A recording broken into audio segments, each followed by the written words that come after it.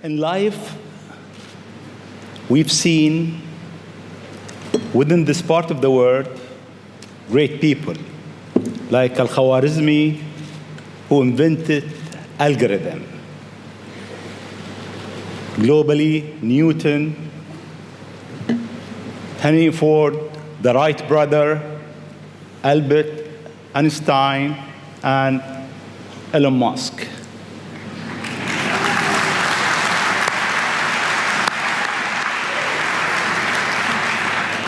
It seems you are in a rush. You want to go to places that nobody been. You are reinventing a certain industry, from the rocket industry with SpaceX to the car industry with Tesla. What's your mission life? Why you do whatever you do? Sure. Well, first of all, thank you for having me. It's an honor to be here, and we're having a really great time with my kids in Dubai. It's really been fantastic. I'd really encourage anyone who hasn't been to visit. What a great city. Thank you. Thank you. And in terms of the motivations, I guess the sort of kind of a long version of the explanation, but essentially, when I was a kid, I was wondering kind of what's the meaning of life? Like, why are we here? What's it all about? And I came to the conclusion that what really matters is trying to understand the right questions to ask.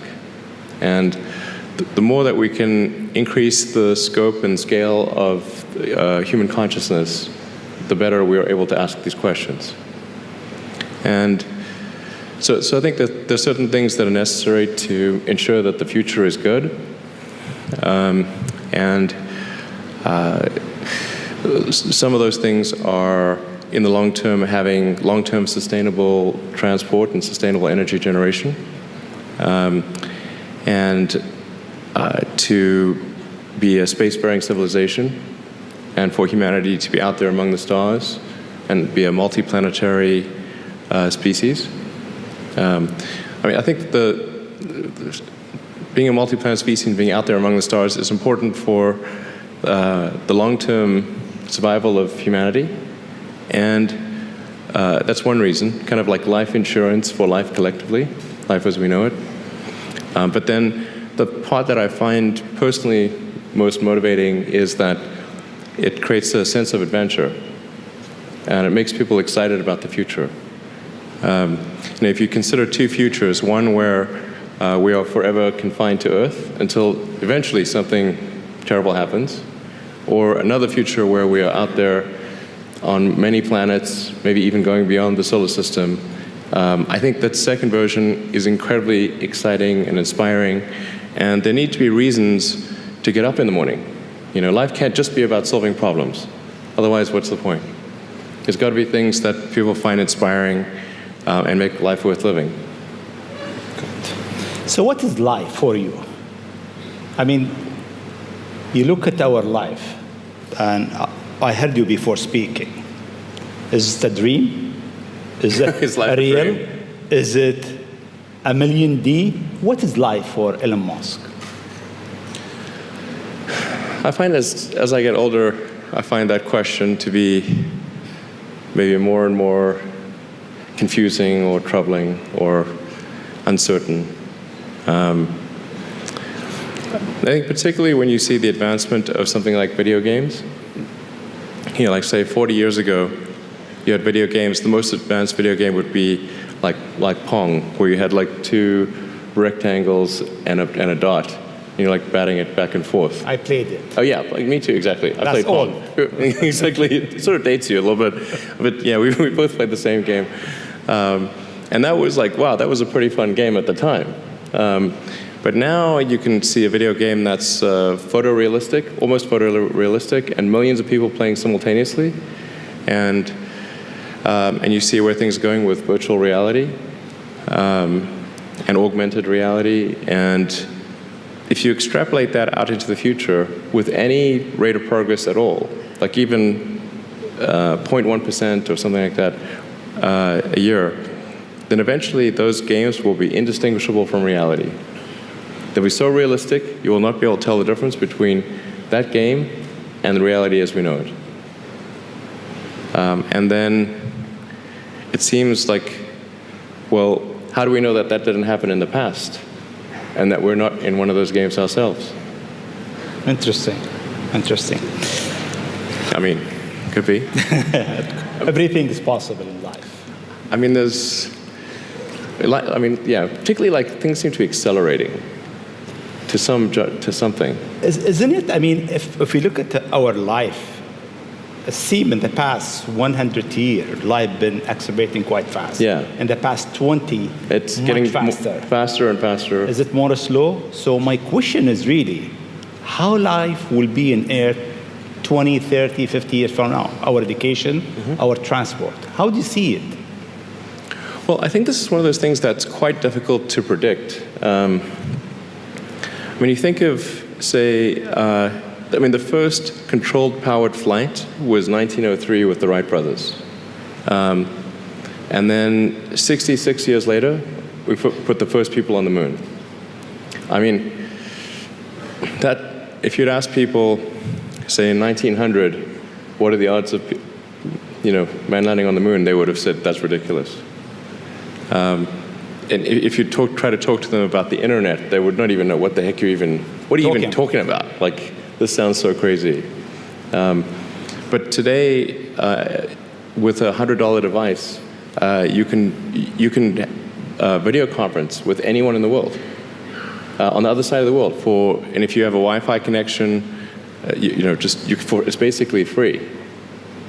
Free to have an instant visual communication with anyone, or even with millions of people. With social media, you can communicate to millions of people simultaneously. You can Google something and ask any question. It's like an oracle of wisdom that you can ask almost any question and get an instant response. It would have been incredibly difficult to predict these things in the past, even the relatively recent past. So I think the one thing that we can be quite certain of is that any predictions we make today for what the future will be like in 50 years will be wrong. That's for sure. I mean, I think directionally, I can tell you what I hope the future has, as opposed to maybe what it will be, because this may just be wishful thinking. I hope we are out there on Mars and maybe beyond Mars, the moons of Jupiter. I hope we're traveling frequently throughout the solar system, perhaps preparing for missions to nearby star systems. I think all of this is possible within 50 years. And I think that would be very exciting to do that. And I think we'll see autonomy and artificial intelligence advance tremendously. I think that's actually quite near term. My guess is in probably 10 years, it will be very unusual for cars to be built that are not fully autonomous. 10 years. 10 years from now. Yeah. I think almost all cars built will be capable of full autonomy in about 10 years. As it is, the Tesla cars that are made today have the sensor system necessary for full autonomy, and we think probably enough compute power to be safer than a person. So it's mostly just a question of developing the software and uploading the software. And if it turns out that that more compute power is needed, we can easily upgrade the computer. And so that's all Tesla's built since October of last year. And other manufacturers will follow and do the same thing. So getting in a car will be like getting in an elevator. You just tell it where you want to go, and it takes you there with extreme levels of safety. And that'll be normal. It'll just be normal. Like for elevators, there used to be elevator operators. You get in, there'd be a guy moving a lever. Now you just get in, you press the button, and that's taken for granted. So autonomy will be widespread. I think one of the most troubling questions is artificial intelligence. And I don't mean narrow AI, like vehicle autonomy I would put in the narrow AI class. It's narrowly trying to achieve a certain function. But deep artificial intelligence, or what is sometimes called artificial general intelligence, where you could have AI that is much smarter than the smartest human on Earth. This, I think, is a dangerous situation. Why it is dangerous? I mean, there is two views. One view is artificial intelligence will help humanity. There is another school of thought is artificial intelligence is a threat to humanity. Why is it? Well, I think it's both. You know, it's like one way to think of it is imagine we were going to be visited. Imagine you're very confident that we were going to be visited by super intelligent aliens in, let's say, 10 years or 20 years at the most. Super intelligent. So you think within 20 years we'll have alien on Earth? Well, digital superintelligence will be like an alien. It will be like an alien. Yeah. But my question is, do you think there is other intelligent life outside the Earth? It seems probable, but I think this is one of the great questions in physics and philosophy, is where are the aliens? Maybe they're among us, I don't know. Some people think I'm an alien. Not true. Not true. But maybe we are alien. Of course I'd say that, maybe wouldn't we I? are alien, Ellen. I mean, if you look at this part of the world, Yeah. they believe that human beings are not from Earth. They came from somewhere else. Eve Maybe. and Adam came from somewhere else to Earth. So in a way, human being alien to this land. Do you think we'll make contact with alien within the next 50 years? Well, that's a really tough one to say. I mean, if there are super intelligent aliens out there, they're probably already observing us. That would seem quite likely, and we just are not smart enough to realize it. But I can do some back-of-the-envelope calculations, and any advanced alien civilization that was at all interested in populating the galaxy, even without exceeding the speed of light, even if you're only moving at, say, 10 or 20% of the speed of light, you could populate the entire galaxy in, let's say, 10 million years. Maybe 20 million years max. This is nothing, in the grand scheme of things. Once you said you want to die on Mars, why? I don't, to be clear, I don't want to die on Mars. It's like, we're all going to die someday. And if you're going to pick some place to die, then why not Mars? Okay. If we're born on Earth, why not die on Mars? Seems like maybe it'd be kind of exciting. But so I think, given the choice of dying on Earth or dying on Mars, I'd say, yeah, sure, I'll die on Mars. But it's not some kind of Mars death wish. And if I do die on Mars, I just don't want it to be on impact. Okay. Got it. Yeah. Let's come back to Earth, actually. Okay. You tweeted that you are building a tunnel under Washington, D.C. Why? What is it? Well, it's a secret plot. Okay. Just between us. Okay. Nobody heard you? Yeah, exactly. Please keep that secret. I think this is going to sound a little. It seems like somewhat trivial or silly, but I've been saying this for many years now. But I think that the solution to urban congestion is a network of tunnels under cities. And when I say, I don't mean a 2D plane of tunnels. I mean tunnels that go many levels deep. So you can always go deeper than you can go up. Like the deepest mines are taller than the tallest buildings. So you could have tunnels, a network of tunnels that is 20, 30, 40, 50 levels, as many levels as you want, really. And so given that, you can overcome the congestion situation in any city in the world. The challenge is just figuring out how do you build tunnels quickly and at low cost and with high safety. So if tunneling technology can be improved to the point where you can build tunnels fast, cheap, and safe, then that would completely get rid of any traffic situations in cities. And so that's why I think it's an important technology. Washington, D.C., LA, and most of the major American cities, most major cities in the world, suffer from severe traffic issues. And it's mostly because you've got these buildings you have tall buildings that are 3D, and you have a road network that is one level. And then people generally want to go in and out of those buildings at the exact same time. So then you get the traffic jam. Let's come back to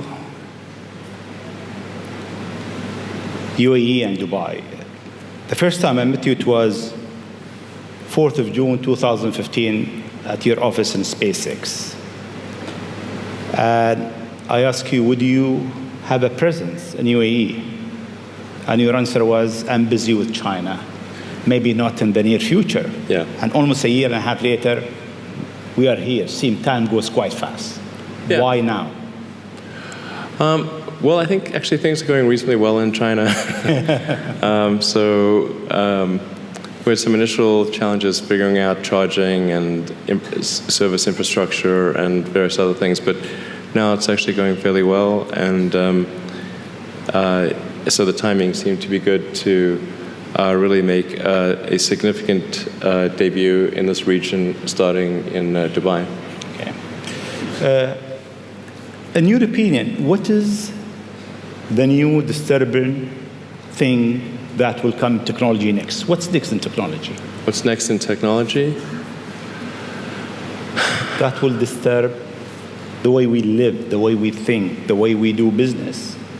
Well, the most near-term impact from a technological standpoint is autonomous cars, like fully self-driving cars.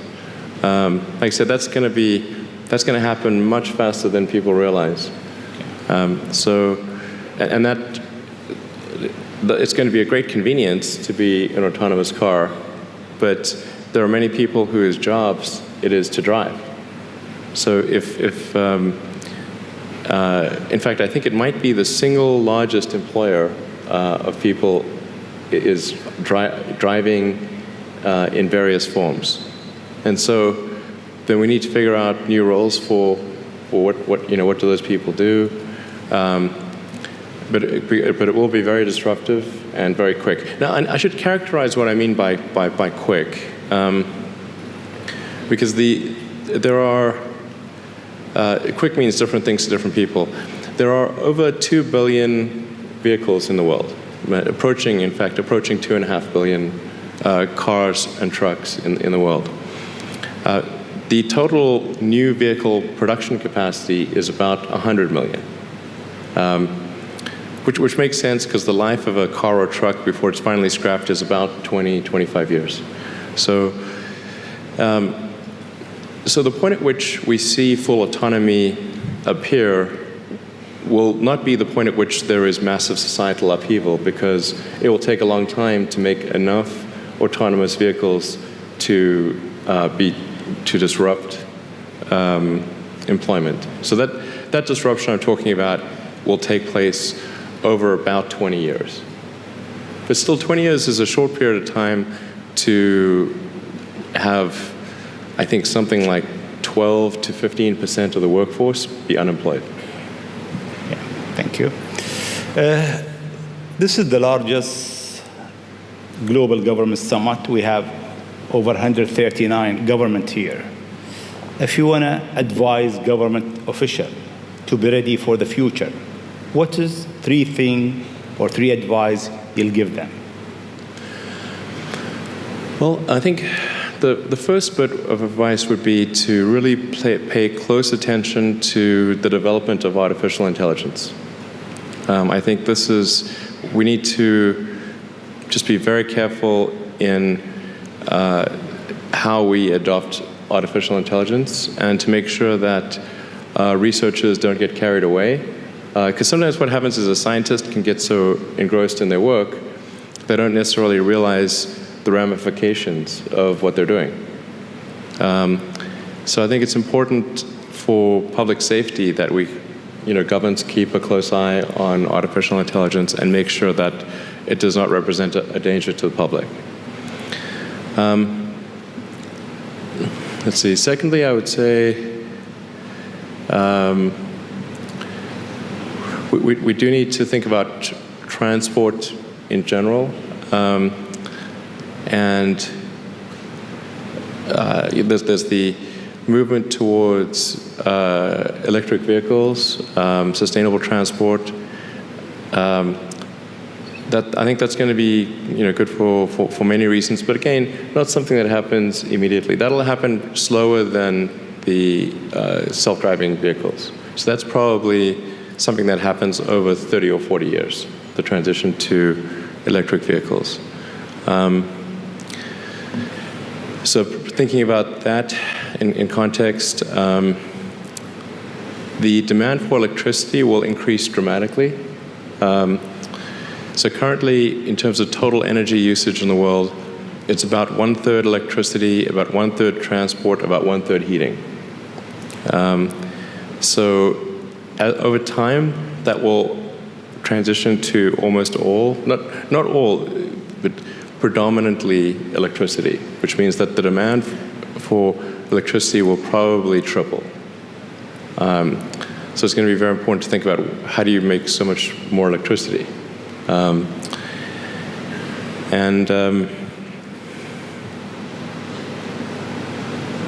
Seem they have an easy job. That's it. There is no more challenges for them. No, well, then I think maybe these things do play into each other a little bit. But what to do about mass unemployment? This is going to be a massive social challenge. And I think ultimately we will have to have some kind of universal basic income. I don't think we're going to have a choice. Universal basic income. Universal basic income. I think it's going to be necessary.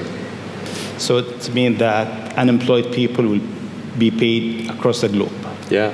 Because there is no job, robot is taking over. There will be fewer and fewer jobs that a robot cannot do better. Okay. That's simply and I want to be clear that these are not things that I wish would happen. These are simply things that I think probably will happen. And if my assessment is correct and they probably will happen, then we need to say, what are we going to do about it? And I think some kind of a universal basic income is going to be necessary. Now, the output of goods and services will be extremely high. So with automation, there will come abundance. There will be almost everything will get very cheap. I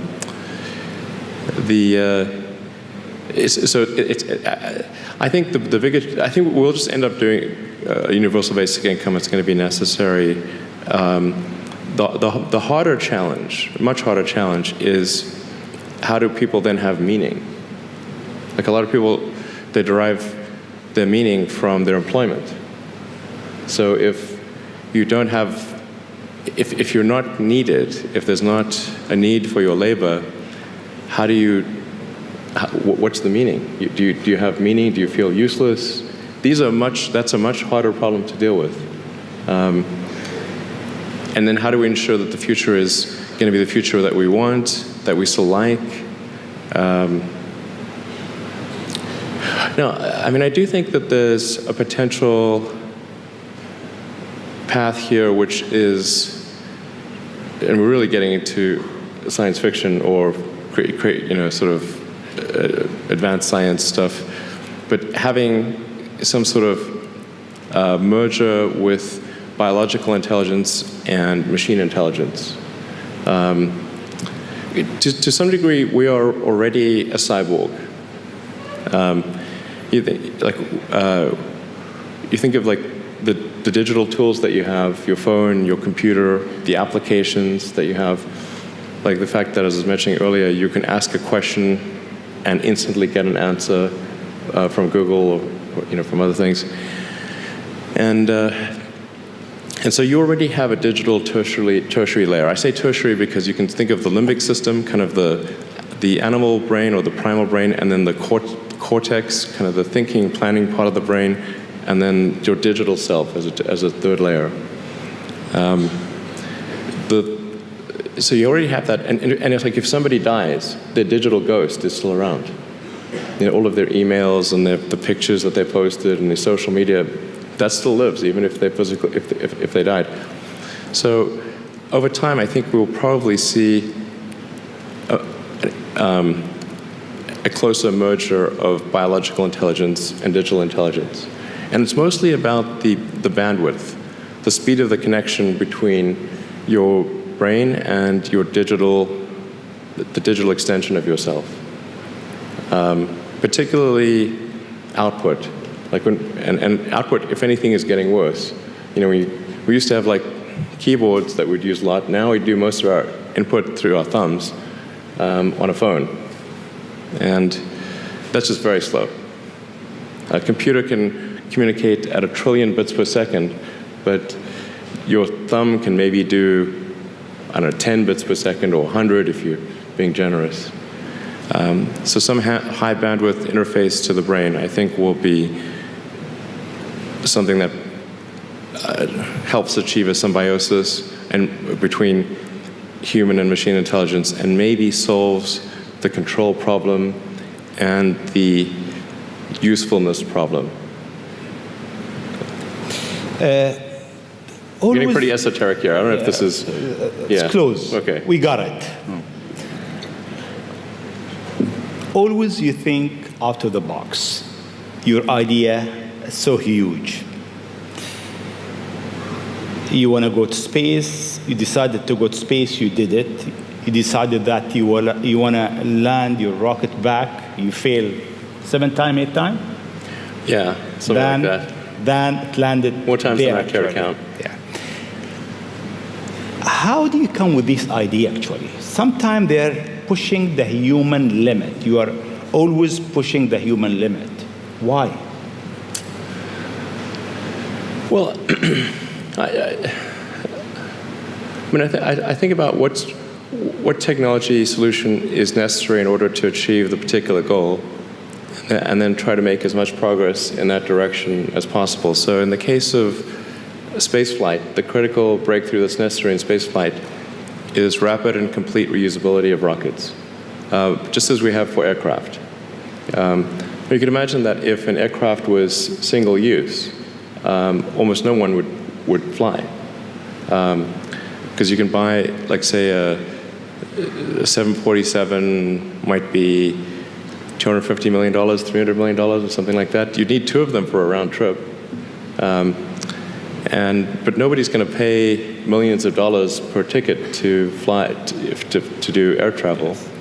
But because you can reuse the aircraft tens of thousands of times, the air travel becomes much more affordable. And the same is true of rockets. So our rocket costs $60 million, roughly. So the capital cost, if it can be used once, is $60 million. But if the capital cost, if it can be used 1,000 times, is $60,000. So then if you can carry a lot of people per flight, then you can get the cost of space flight to be something not far from the cost of air flight. So it's extremely fundamental. Because Earth's gravity well is quite deep, Earth has a relatively, fairly high gravity, the difficulty of making a rocket reusable is much greater than the difficulty of making an aircraft reusable. And that's why a fully reusable rocket has never been developed thus far. But if you use the most advanced materials, most advanced design techniques, and you get everything just right, then I'm confident that you can do a fully reusable rocket. Fortunately, if Earth's gravity was even 10% stronger, I would say it would be impossible. You need a team around you to deliver a lot of ideas. How do you choose your team? Based on what? Well, I suppose honestly that it tends to be gut feel more than anything else. So when I interview somebody, my interview question is always the same. It's what do you ask? I said, tell me the story of your life, and the decisions that you made along the way and why you made them. And then, and also tell me about some of the most difficult problems you worked on and how you solved them. And that question, I think, is very important, because the people that really solved the problem, they know exactly how they solved it. They know the little details. And the people that pretended to solve the problem, they can maybe go one level and then they get stuck. So, what was your biggest challenge in life? Biggest challenge in life?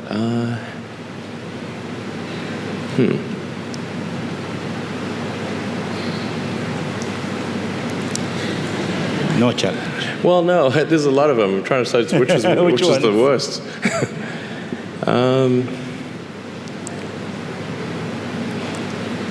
I think just thinking about how to spend time.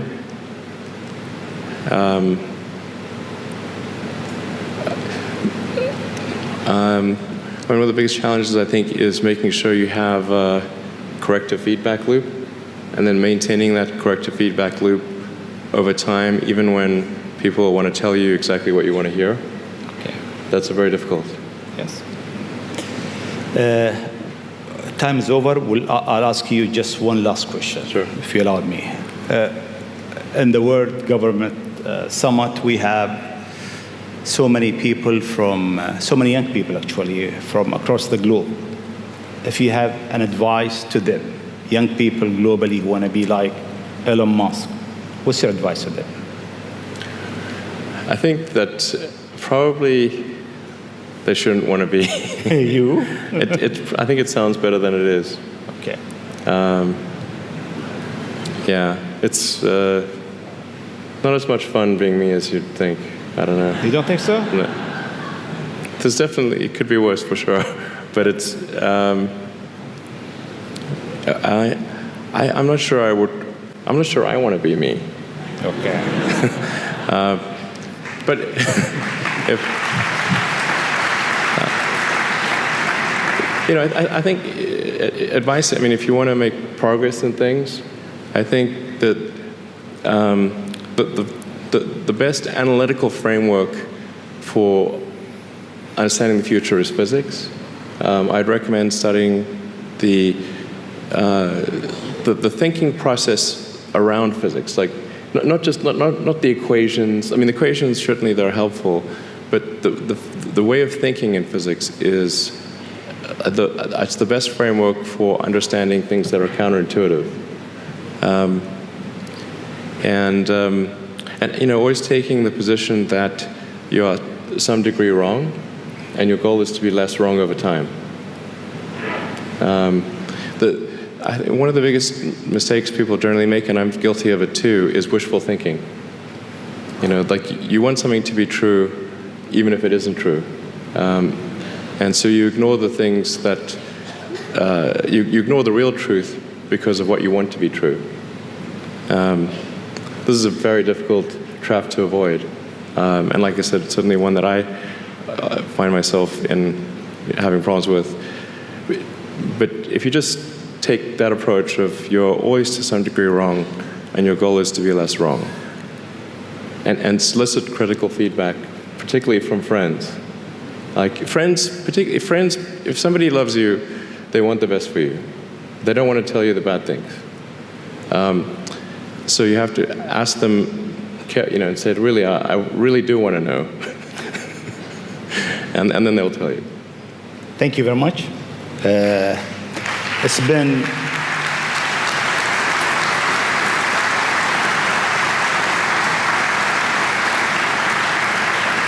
It is great for the World Government Summit to have a legend who's creating the future for humanity to share his thought, his idea, his vision, his challenges, and his hope for life. Thank you very much. Thank you for having me.